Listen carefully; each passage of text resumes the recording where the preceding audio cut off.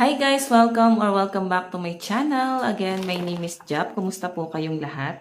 Okay, so yan guys, maraming salamat po pala sa walang sawang pagsubaybay sa atin pong daily love reading. And kung ikaw ay bago pa lang sa ating channel, mag-subscribe na po kayo. Then i-click mo na rin yung ating notification bell para lagi kang updated sa ating mga bagong upload. So yan guys, sa mga interesado naman sa ating private reading, iiwan ko na lang po sa atin pong description box below yung link ng aking Facebook. Message nyo na lang ako guys. Yan sa mga gustong mag-inquire. Okay, so gusto ko lang din pala guys pasalamatan yung mga hindi nag-i-skip ng ating ads. Then ayan please, huwag nyo nang i-skip.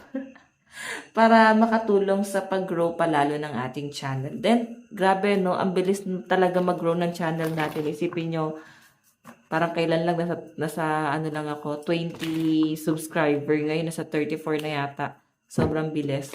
Thank you guys sa mga nagsusubscribe. Okay? So, tignan natin guys, kanina bang love reading itong masasagap natin ngayon? Kanina bang love reading yung masasagap natin ngayon? Kanina po itong love reading spirit guide. Oh, perseverance. Mukhang game na game yung iba sa inyo dito. Mukhang nasa-challenge ngayon or china-challenge ngayon yung relationship nyo ng person mo. Okay. Tingnan pa natin. Tignan mo, oh. Willing siyang puntahan ka. Iba naman sa inyo, guys. Pwedeng meron kayong pagsubok, no? Sinusubok itong relationship nyo ngayon ni person. Tignan pa natin. Meron tayong, wow, mukhang souvenir ka ni person. Pili niya, binibless siya or swerte siya sa'yo. Yan yung feeling niya dito. Tignan pa natin. Meron tayong idea. Natutuwa siya na nakikita ka niya, ini-stalk. Natutuwa siya siguro na tinatag mo siya, minimension mo siya sa mga post sa social media. Then, natutuwa siya sa pagiging, goal-oriented mo. Okay, ayan mo. May nakikita ko iba sa inyo mo kami plano kayong bumili ng bahay, lupa. Nagpaplano na kayo guys pagdating sa inyong future ni person. Okay, sige, tignan pa natin, guys. So, alam mo, parang feeling ng person na to, napakaswerte niya nung nakilala ka niya. Kasi parang, inulan siya ng blessing, project, pwedeng nagkakaroon siya, guys, ng goals sa buhay. Hindi kagaya dati na parang wala siyang direction sa buhay. Ganun, kanya nakikita ngayon.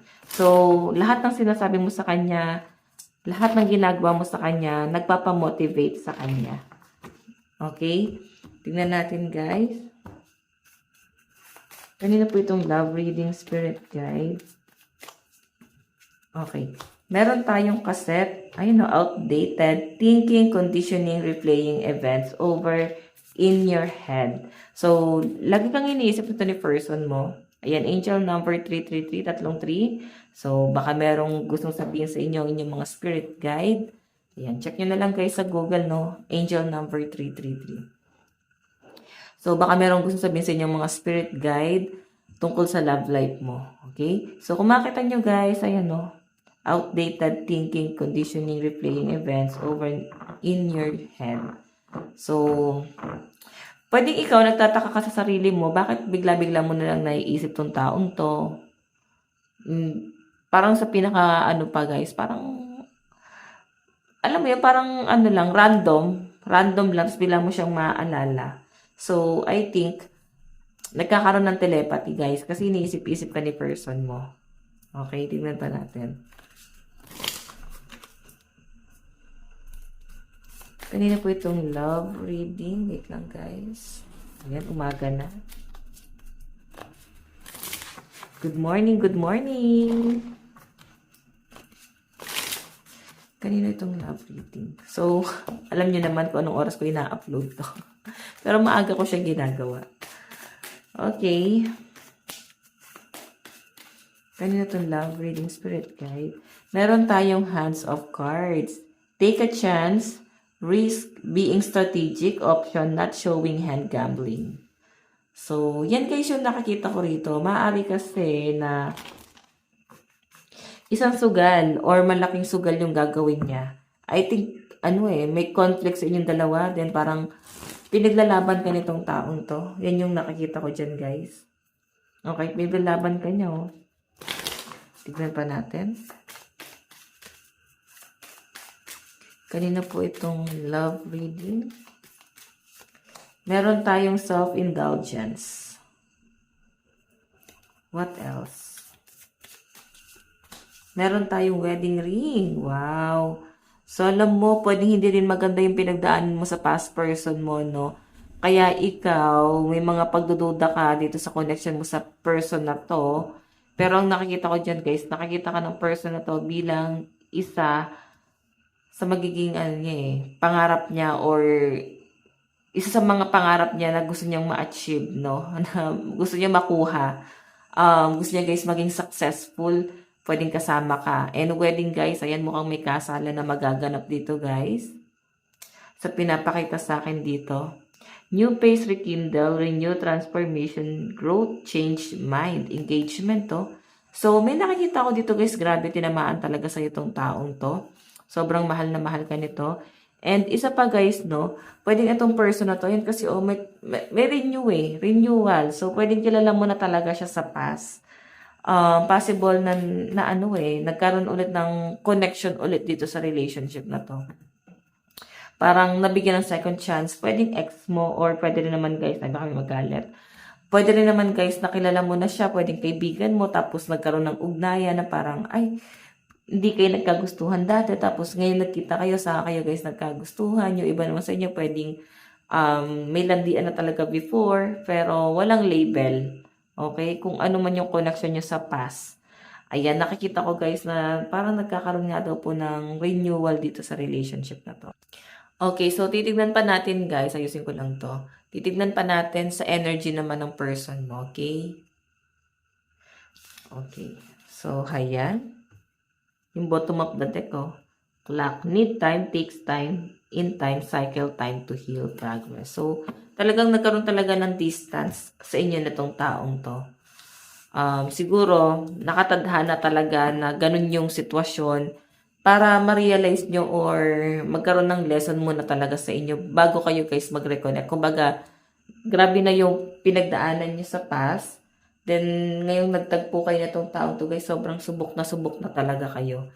Ganun yung pinapakita sa akin guys. Sobrang magiging solid itong relationship na to kasi sa mga pinagdaanan nyo sa mga past person nyo, hindi naging madali. Okay? Yan, ganun yung nakakita ko dyan. Tignan pa natin guys. Ano yung nararamdaman sa'yo ng person mo ngayon? Nararamdaman ni person? Meron tayong soulmate, soul connection, partnership agreement, soul contract. Diba? Soulmate mo daw si person.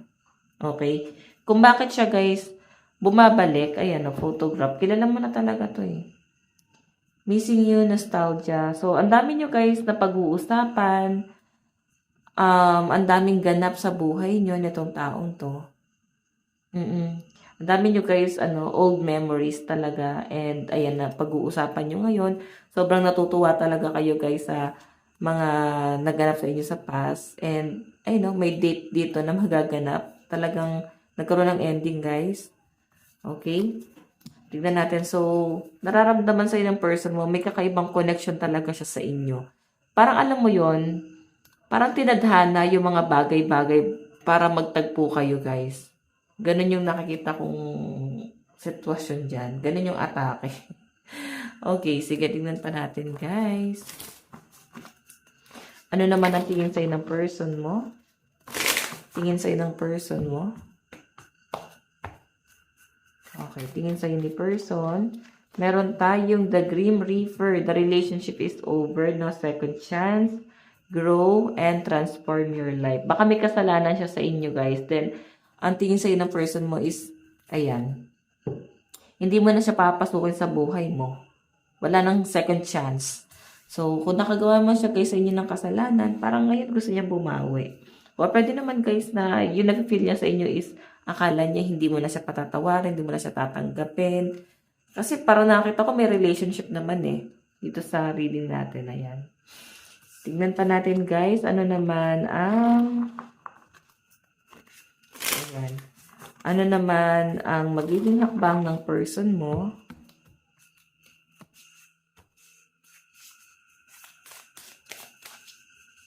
Meron tayong the dragonfly. Be light-hearted, finding out things coming to light, adapt, change, heal. So, yung magiging hakbang ng person mo is puro pagbabago. Okay, ganun yung nakikita ko dyan. So, siguro natutulungan mo siya na mag-heal. So, siguro sa paglipas talaga ng panahon, naliwanagan tong taong to na mas okay pa pala talaga yung connection yung dalawa. Kung makita nyo not enough, dami niya na-experience no, sa past relationship niya. And I think itong taong to guys, hindi naging maganda yung mga relationship niya din. Parang sa'yo. Parehas kayo guys nahirapan, na, alam mo yun, nahirapan sa mga relationship nila din. I think mas mag-work talaga to. Okay? Kasi soulmate mo tong taong to. Tignan natin guys, ano naman ang magiging outcome sa side niya. Tignan natin. Ano yung magiging outcome? Meron tayong, the butterfly pa rin, no? Relationship evolving to the next phase, healing the inner child growth. Grabe, no? Nandun na sa point na mas pinili nyo parehas na mag-heal, magpatawad, or mas pinili nyo na ayusin. Ganyan yung pinapakita sa akin. Kasi pwedeng, sobrang gaan ang pakiramdam nyo sa isa't isa. Ayan. Okay, so ayan.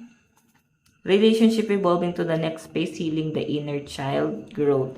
So, parang, I think nung nagtagpo kayo is parang nag-matured na talaga kayo parehas. Or mas matured ka na, or mas nagmamatured na tong taong to. Pwede rin naman guys na kung hindi mo siya kababata is, pwede rin naman na parang mas na-feel nyo ngayon na parang kayong mga bagets ulit. Eto, kung hindi mo naman talaga siya kilala sa past, di ba? Pwedeng new person talaga siya, literal. So, yun, parang, alam mo yung ginigising yung inner child niya parehas. Okay? Tignan naman natin guys sa side mo. Pero bago yan, tignan muna natin yung mga zodiac sign. Wait lang guys. Okay. Hindi pa ito. Wait lang guys. So, zodiac sign sa side ni person, meron tayong Aquarius, Libra, Pisces, Capricorn, Gemini, Taurus. Meron tayong Sagittarius, Capricorn, Leo, Libra, Pisces, and Taurus ulit. Okay? Tignan naman natin guys sa side mo. Nararamdaman mo kay person.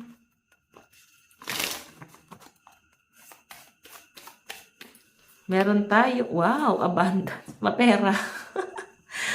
O sige, sabihin natin baka nagiging practical ka na rin, no? Ayan, lalo na sa hirap ng buhay ngayon. So, nakikita ko dito guys, ang tingin mo kay person, ayan, positive siya. Hindi lang guys, sabihin natin mapera siya, sobrang positive niya sa buhay. Madiskarte, ayun no, keep a positive mindset, manifest exactly what you want, gratitude, bliss. Alam nyo guys kung bakit nagiging ganito ngayon yung action ni person, dahil yan sa inyo, kasi ikaw yung nagiging motivation niya. Okay, para mas maging successful pa sa buhay. So, yung nararamdaman mo sa person mo guys, hindi naman literal na parang mapera. Siguro nag-feel mo lang talaga na parang kahit wala kang pera or kung ano man estado mo sa buhay, parang sobrang perfect mong tao dahil minahal ka nitong taong to. Parang ganun. Okay, tingnan pa natin. Ano naman ang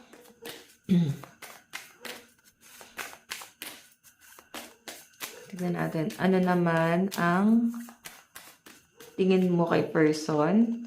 Clock, need time, takes time, in time, cycle time to heal progress. So, siguro ikaw yung nakaka-feel nito na parang kailangan mo pa ng time. Though, parang gusto mo na rin talaga pumasok sa relationship, pero parang kailangan mo pa ng time na maghantay, or pwedeng wala pa talaga kayong connection, baka nasa talking stage.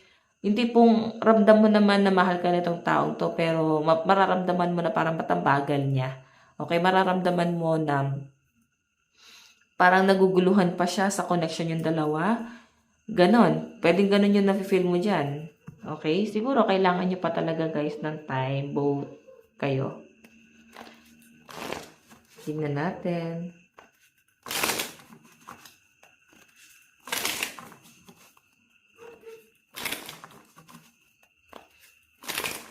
Ano naman magiging hakbang mo dito sa relationship nyo? Tingin mo kay person. Meron tayong not today. Ayaw mo siyang kausap. Not dealing hurt, avoiding a conversation, call person, boundaries still angry. Galit ka dito sa taong to. Ayaw mo siyang kausap, baka may tampuhan kayo. Okay, medyo nagiging sensitive ka ngayon.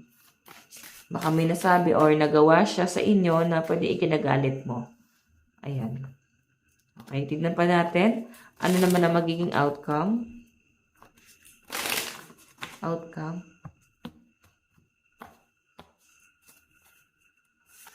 Meron tayong ascending, transcending, obstacle, learning, expansion, new phase, preparing for union.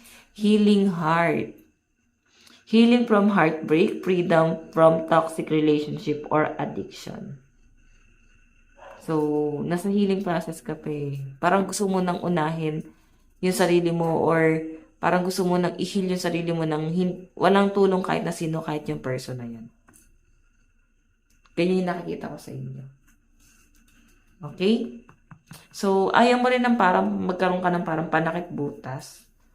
Tignan pa natin guys, ano yung zodiac sign sa side mo. Meron tayong Gemini, Taurus, Aries, Leo, Virgo, and Cancer. Okay, meron tayong Sagittarius, Libra, Scorpio, Aquarius, Cancer, and Virgo. Ayan. Okay, so tignan natin guys.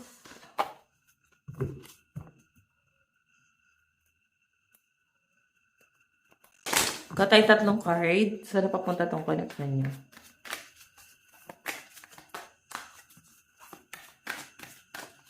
Meron tayong 10 of Pentacles.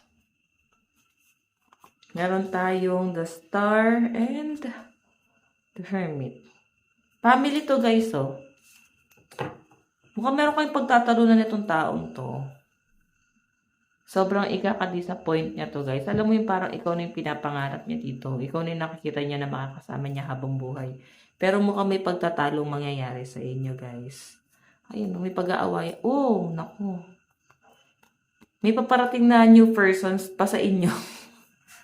Kumbaga, may new person na dito, may bagong person pa ulit na paparating. So, dalawang tao yung nakikita ko dito. And, maaring maguguluhan ka rito, no? Sa pagdating nitong taong to. And kung makakita nyo guys, the Hermit.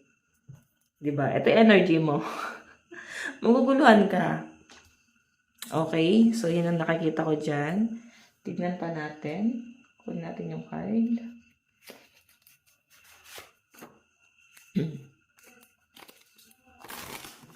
Love advice. Love advice. Meron tayong playfulness. Ayan. So, kagaya na sabi ko kanina, parang hindi ka nagmamadali, no? Let go of control issue. Naku. Give your relationship give your relationship a chance. So, meron dito guys na parang past person na parang hihingi ng second chance sa inyo. And ang sinasabi rito, 3 tao na sila, no? 2 new person at past person. So, sinasabi rito guys, nasa sa inyo yan kung sino yung pipiliin mo. Kung bibigyan mo pa ng chance, itong person na to, yun nga lang, pwedeng foreigner yan kung ba't hindi kayo nagkakaintindihan. Okay, meron tayong finances and career. So, maguguluhan ka kaya ang kailangan mong gawin dyan, mas mag-focus ka sa kaperahan, okay? So, isipin mo yung taong pinaka-importante sa inyo guys. Try natin kung ano yung gusto niya sabihin sa inyo ngayon. Isipin mo lang yung pangalan niya ng 3 times. Tignan natin. Ano yung gusto sabihin sa'yo ng person na nasa isip mo ngayon. Meron tayong I want you. Gusto ka rin ng taong gusto mo. Meron tayong I need space. Yun nga lang guys, hindi pa siya ready. Oo. 'Di ba? Gusto ka rin ng taong gusto mo and pwedeng maguguluhan ka kasi itong taong to, hindi pa siya ready, hindi kanya binibigyan ng commitment. Ayan. Tingnan pa natin. Meron tayong I wish you were mine. So, siguro, hindi pa yan sa ngayon. Siguro tong space na hinihingi niya is dahil marami siya masyadong kinukonsider, marami siyang problema na kailangan niya pagtuunan din ng pansin. Now, it's not that time. Diba? Hindi pa yan siya handa. Yan taong nasa isip mo ngayon. So, ayan guys. Ito lang naman po ang inyong daily love reading. Bukas po ulit. God bless and love you all. Bye-bye po.